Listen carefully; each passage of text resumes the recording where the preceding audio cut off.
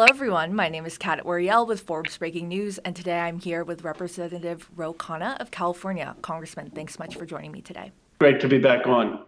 Happy to have you back on. So you are a member of the House Oversight Committee, which had a hearing last week following the assassination attempt against former President Donald Trump. During the hearing, you called on Secret Service Director Cheadle to resign, and in that moment, she was a bit unwilling to do so, but she did very soon after the next day resign. That was over a week ago now, though. What are the latest updates on the Congress's end in terms of the investigation into the incident, the Secret Service, and ensuring this never happens again? Well, I was really frustrated by the director's lack of transparency and lack of accountability. And I was the first Democrat on the House Oversight Committee to explicitly call for her to resign. It led to many other Democrats speaking out. And I'm glad she took accountability and did resign the next morning. I think she heard loud and clear that there was bipartisan anger at the failures that happened. I mean, it was a horrific assassination attempt. We still need answers. We need to understand why those lapses took place, what they're doing to rectify it, what they're doing to make sure that something like that never happens again against any former president, current president, or presidential candidate. And I expect answers in the upcoming weeks. Answers in terms of what methods of getting it? I know there have been a bipartisan task force.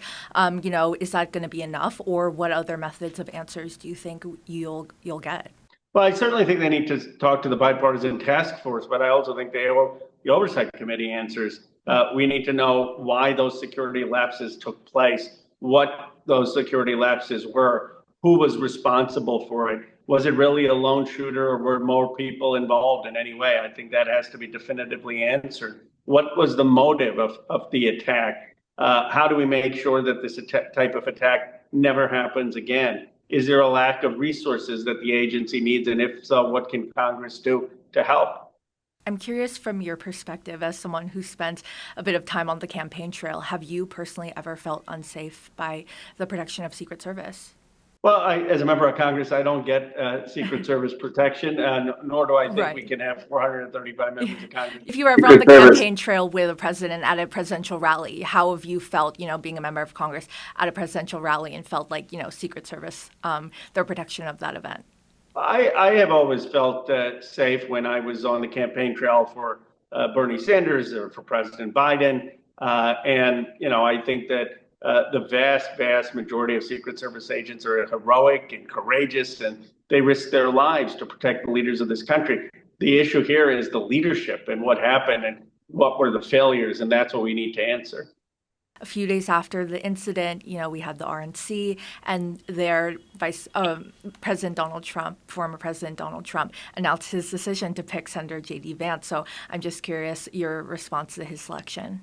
Look, I've known Senator Vance for many years. We worked with Tim Ryan. We did a tour through Ohio with Silicon Valley leaders to invest in places left out. But I've been disappointed with his positions. It has nothing to do with him as a person, but his positions. I believe that a woman should have the right to control her own body. We shouldn't have a ban on abortions nationwide after 6 weeks, which is his position. I disagree with him in his view that we should reduce legal immigration. I think we need immigrants to start businesses and startups and have Silicon Valley thrive. And many of the Silicon Valley leaders are supporting him, also believe in increasing legal immigration. I disagree with him in terms of massive corporate tax cuts. He wants to give the wealth, people already have wealth, more tax cuts. I want to invest in places that have been left out of the globalization. So we just have two very different visions for the country. Those topics that you mentioned, are those what scare you the most about a potential second Trump presidency, or is there anything else that frightens you about that possibility? Well, what frustrates me is that we're going to disappoint people with giving them false hope. I was in Johnstown, Pennsylvania, and Franklin, Pennsylvania last week, and I introduced the modern steel bill. Here's how we have government financing with unions, with companies like Cleveland Cliffs or United Steel to build new modern steel plants in places that were deindustrialized, in places that were shafted. And that's what we should be doing on a bipartisan basis. And I worked with Republicans to do that. And we work to do that with semiconductors. We should do it with steel, aluminum, drug manufacturing. Donald Trump, though, is just going to have tax cuts, and he's just going to rail against immigration. And that's not going to put factories in Johnstown. It's not going to put factories in Franklin, Pennsylvania. So what saddens me is these folks really, they want something done. They're sick of the politicians sloganeering. They want real action, and we need to deliver. And I just don't think the Trump fans' agenda delivers. Switching gears now to the other side, after the assassination attempt, we've been getting groundbreaking news from both parties. President Biden stepping down from his own campaign. I know you've been a supporter of President Biden and allowing him to make his own decisions on his own timeline. So what do you say to the people calling on President Biden to resign and making the argument that if he's not fit to run, he's no longer fit to serve? I just think they're two very different skills. To run for president requires traversing the country, going from one battleground state to another battleground state. It requires extraordinary physical stamina. I think to be president requires good judgment. And the president has shown that he's done the job. He's stood up to Putin in Ukraine. He's helped pass landmark legislation. He's working to try to bring peace in the Middle East. So I have seen no signs that he's incapable of doing the job. There are a few priorities that he is wanting to push forward in his remaining months in office, including Supreme Court reform. So I'm wondering what you make of his new plan that he has just recently unveiled. It's common sense. Joe Kennedy and I introduced this bill in 2020 before the Dobbs decision, saying Supreme Court justices should serve 18 years. You shouldn't be on these court for 40, 50 years. That was not what the founders wanted. You can be a judge for life, but not on the Supreme Court for life.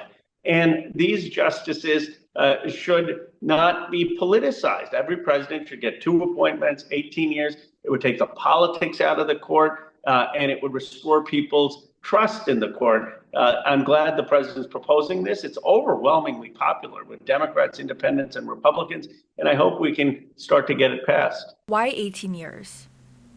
Well, it's convenient with 9 Supreme Court justices. If you're getting every president having 2 appointments a term, the math works out. And then how about his proposal on presidential immunity? What do you make of that as well?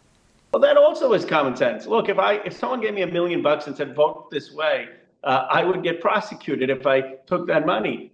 Robert Menendez was prosecuted for bribery.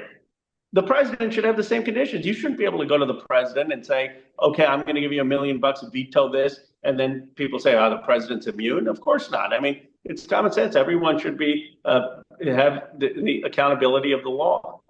Is there anything else you would like to see President Biden do in his remaining months in office?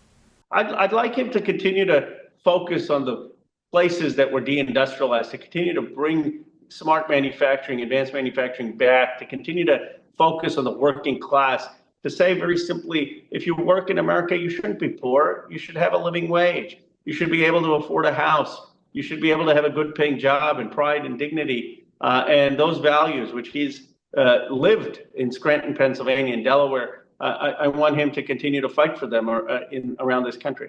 So we spent some time talking about former President Trump, President Biden, and of course we want to look towards the future and get into Vice President Kamala Harris and her campaign. But before we get into her and her record, I do want to ask you about how she got to be the presumptive nominee. What do you say to concerns about whether it's democratic, of how a person who got no votes in the primary and was not yet the duly nominated vice presidential nominee for 2024 is now the nominee for president? Well, of course it was democratic. Anyone could have run, and people made that clear. She just got all the support. All the people who were going to run against her endorsed her on Sunday, and that shows that she ran a very adept campaign to win the support and unify the party. But there was no one who handed her the nomination. Anyone was allowed to challenge her and could have challenged her. Well, that being said, what is your reaction to her campaign, Vice President Kamala Harris launching her campaign? And as someone also from California, I'm curious about your relationship with her and whether she's the best candidate to beat former President Donald Trump. Well, she's had so much energy and excitement. It doesn't come as a surprise to me. I've always known that she inspires young people, that she inspires communities of color, that she inspires women, that she inspires large people who care about social justice. And so we're seeing that now around the country. And I've known her for almost 20 years. I've always respected her as a trailblazer. I've respected her as overcoming the obstacles and winning races that no one thought she could win. And I expect her to win this time. What would you say as vice president is her biggest accomplishment? I think standing up for abortion rights, for reproductive rights, she's been our strongest voice on that issue, and with great moral clarity that freedom is at stake, that we don't want to go backwards for women's rights. She's also been very, very strong on voting rights and on gun violence. And those are areas that I think she's so passionate about and gives great clarity to. Well, Republicans, when it comes to her record, it seems that they've launched attempts to tarnish her record when it comes to especially immigration and the border. So what's your response to the Republican-led resolution condemning the vice president as the quote-unquote border czar, and then have half a dozen Democrats come out in support of that bill?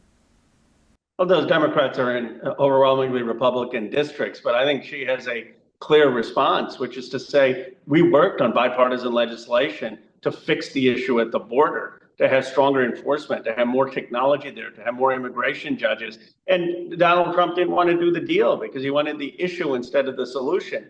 And that we know that the solution is having more people actually process and then turned away if they're not legitimate and allowed in if they are. But instead, having just arbitrary caps makes people go not to the port of entries, but get smuggled in. And it's not a solution. So I would say we are for enforcement. That's what the bipartisan bill was, but the Republicans stood in the way.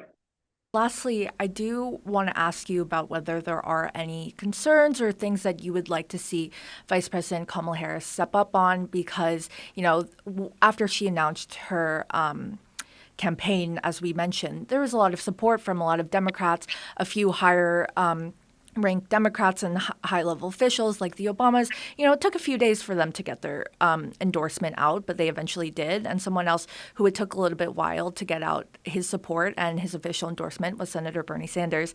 And, he withheld his nomination for a little bit, saying, I would like to see a bit more commitments for her for the issues important to the working class. And, you're one of Senator Bernie Sanders' strongest allies in Congress, so I'm just curious if you've talked to him about what places he'd like to see more commitments from the vice president and whether you have some of those similar concerns. Well, we need to run on a bold agenda for the working class, for the middle class, for those who are left down in the modern economy. That means a living wage. You shouldn't work in America and be too poor to live. That means strengthening and expanding Social Security and Medicare. That means capping rents, and so that people can actually afford to pay rent. That means having strategic tariffs to protect steel and aluminum and domestic industry. That means making sure that we have universal child care and that we have a tax on wealth. It means standing up with sensible antitrust legislation and standing up for what Lena Khan's doing. And those are issues that the progressives want to make sure we do, not just because it will win, but because that's what's needed in this country with the extraordinary wealth gap. And Senator Sanders and I and others share the need for us to be an economically populist party. And we're going to make sure that we do everything we can to have that agenda, because we believe that that's the best agenda for the country and what will allow us to beat Donald Trump. That's the end of my questions, Congressman. Is there anything else that you would like to add that we didn't get to touch on yet today?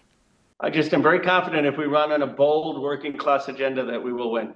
Thank you so much for your time today, Congressman.